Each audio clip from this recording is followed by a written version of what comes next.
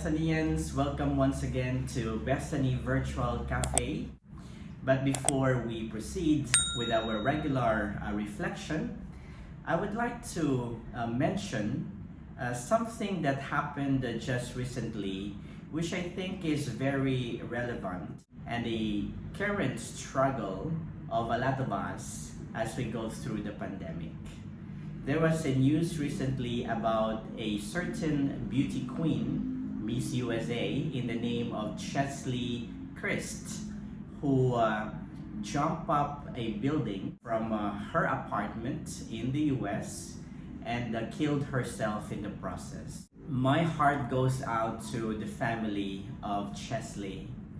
And I think that this is something that's very sensitive issue, especially today, as a lot of people are struggling with depression and also with the struggles and the challenges of the pandemic. Well, depression, as we were told, is either chronic or episodic.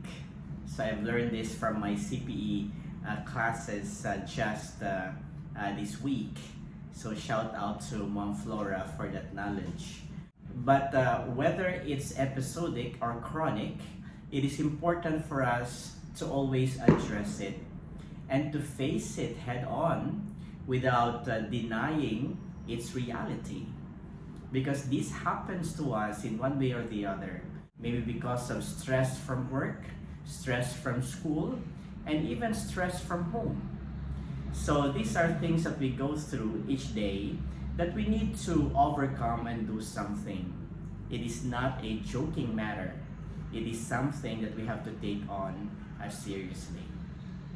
And so in this channel, I'd like to put out certain websites that you could go to in order for you to reach out if you are having suicidal thoughts or problems, or maybe you just wanted to have someone to talk to. You may access these websites found in the description. I'll be flashing them also on the screen before I begin the Sunday reflection. And so please take this seriously. If you have a family member that you thought is going through depression or difficult time, be there for them. Be their shoulder to lean on, and be there as they need your help and emotional assistance. Now, as we celebrate this Sunday, the 5th Sunday in Ordinary Time, I'd like to begin. When I was ordained in 2009, the first program that the diocese asked me to participate in is a program held by Vatican II Institute at St. Patrick's Seminary and University. It is a program that taught us to understand our priesthood, to understand generally our identity. Because I think it's very important for us to be comfortable in our own skin, to identify and to know who we are if you want to be authentic ministers in the priesthood. As I was reflecting on the different identities pointed out in that program, I realized that I think that this could be applicable also to every Christian or to every Catholic who wishes to live authentic Catholic or Christian life. And so this Sunday, as the main theme speaks about our identity, I would like to point out 3 aspects of Christian identity. The first aspect of Christian identity is that we are public persons. So the operative word here is public. That means to say that who we are in public speaks about our identity, speaks about who we are. Well, of course, this does not undermine our own private lives. There is still a respect to our personal space as well as our own privacy. But what I'm trying to say when I speak about being a public person is that as social beings who interact ourselves with other people, we inspire and we relate to other people in the way we conduct ourselves in public, in the way we live up to our faith. There is this Aristotelian Thomistic principle which says, agere sequitur esse. It means action follows being. And so our own makeup, our own identity could be manifested by our action in the way that we conduct ourselves in public, in the way that we live up to the faith, in the way that we put to life and practice our belief. Now, I heard about this fascinating story about a nun in the name of Mother Dolores Hart. I don't know if you know this nun. Mother Dolores Hart used to be an actress. She has worked with several actors and celebrities in her time, one of which is Elvis Presley. It is interesting to note how she was drawn to the Catholic faith. And one of the initial experiences she's had that is very memorable in her life is her first encounter with John the 23rd. And I'd like to quote this interesting experience in her life. That meeting, she narrated, when I went to meet Pope John, he was so kind. When they announced to him that I would play Saint Clare, he said, "Oh, you are Saint Clare." And I said, No, Your Holiness, my name is Dolores Hart, and I am an actress." And he said, No, I do understand, but for you, you are Saint Clare. So I stopped him again. "Sorry, Your Holiness, I am Dolores Hart." He insisted, Yes, I understand, but for you, it is Clare. I bowed my head and asked for his blessing and nearly died.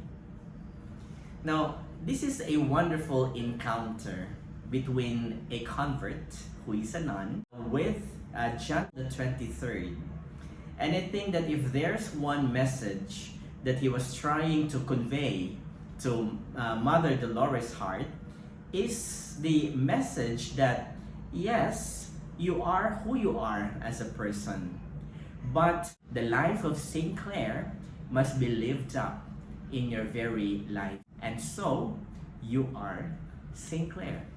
That's why for Catholics, the Church would always recommend that we are named after the saints. Why? Because the saints could serve as our inspiration. The saints could serve as our model as we grow older, not only in our physical life, but also in our spiritual life as well. And so public persons, we can inspire people in the manner we conduct ourselves in public.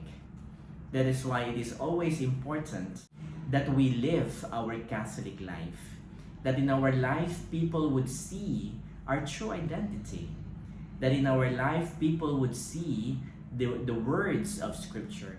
So we are public persons. It is always important for us to think and to put to heart that as such, we should always remember who we are. The second aspect of our Christian identity is that we are extensions of the sacramental presence of Christ. So extensions, that means to say that we extend that sacramental presence of Jesus to others, especially in our community life, especially in our church life. When I was in the minor seminary, we were taught on basic catechism that the sacrament is defined under three major elements: outward sign instituted by Christ to give grace.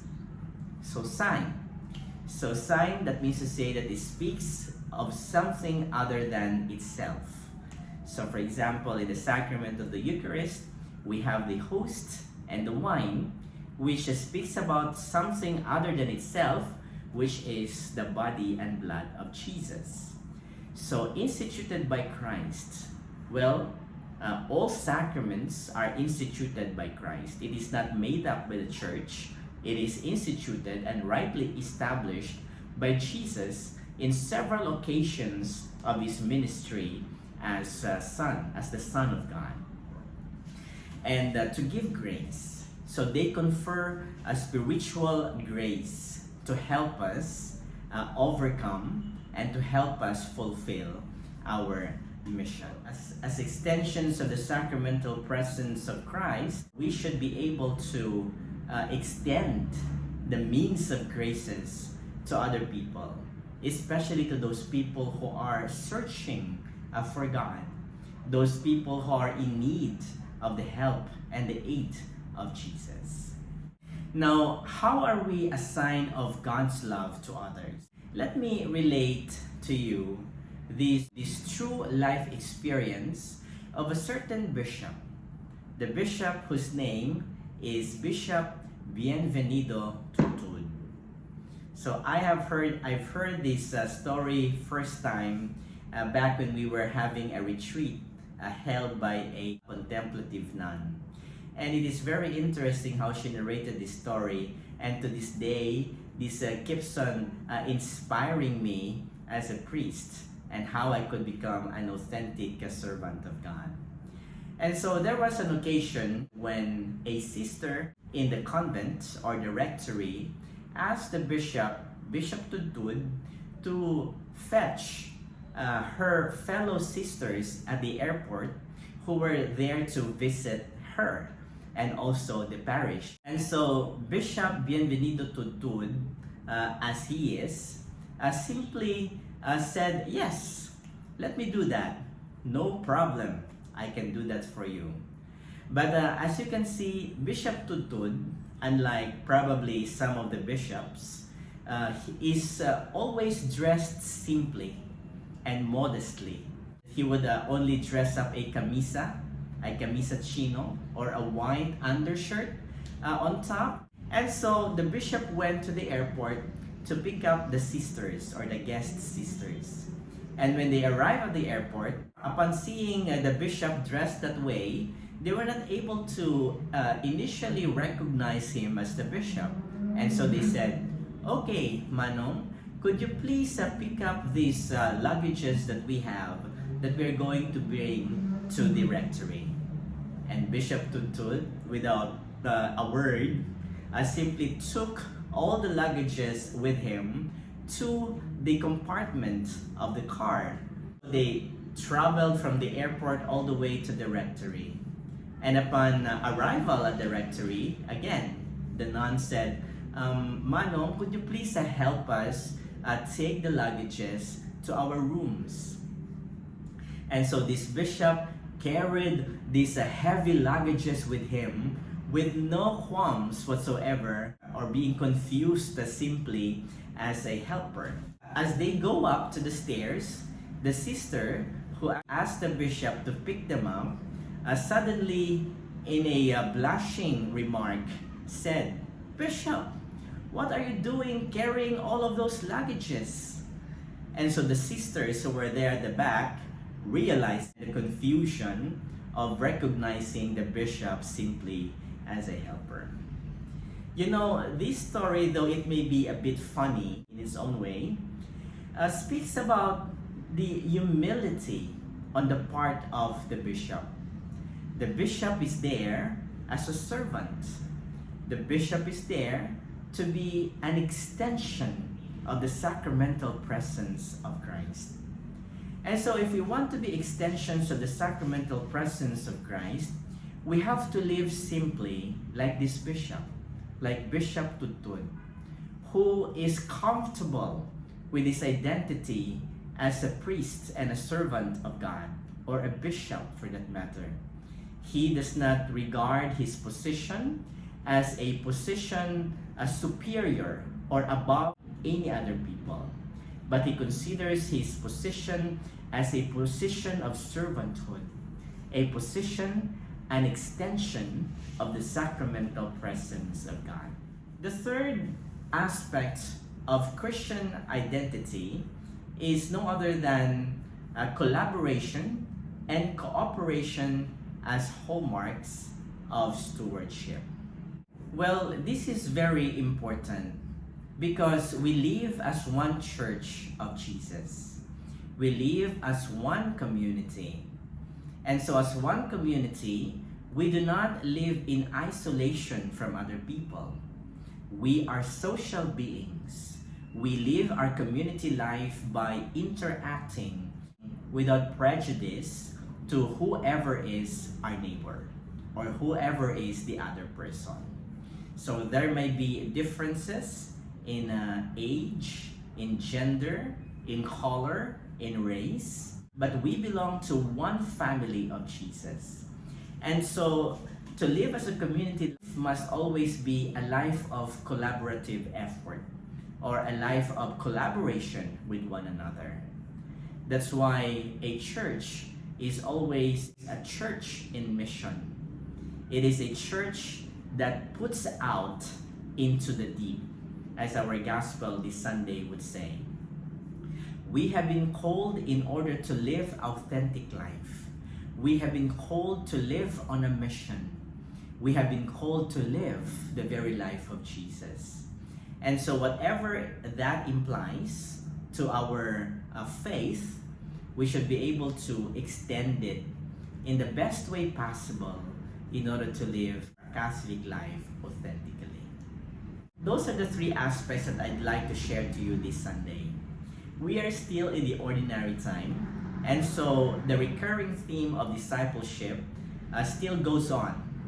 Jesus will continually give us elements of discipleship. And for this Sunday, as he asked his apostles to put out into the deep in order to catch more fishes, we too, in our own way, are also called by Jesus to do the same, to put out into the deep. But before we can do so, of course, it is important to recognize and identify our true identity, because that is our initial weapon, so to speak, the initial instruments if we are to become extensions of God. So may we truly become authentic in our own way.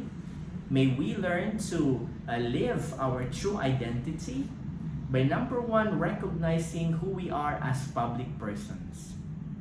We can inspire other people by the way we conduct ourselves in public, by the way we act, our being that is entirely related to Jesus' being and person. Second, we are also called to be extensions of the sacramental presence of Jesus. We too could become sacraments, signs of Jesus by our life. Just like Bishop Bienvenido Tutul, who lived his life as a bishop in simplicity and in humility.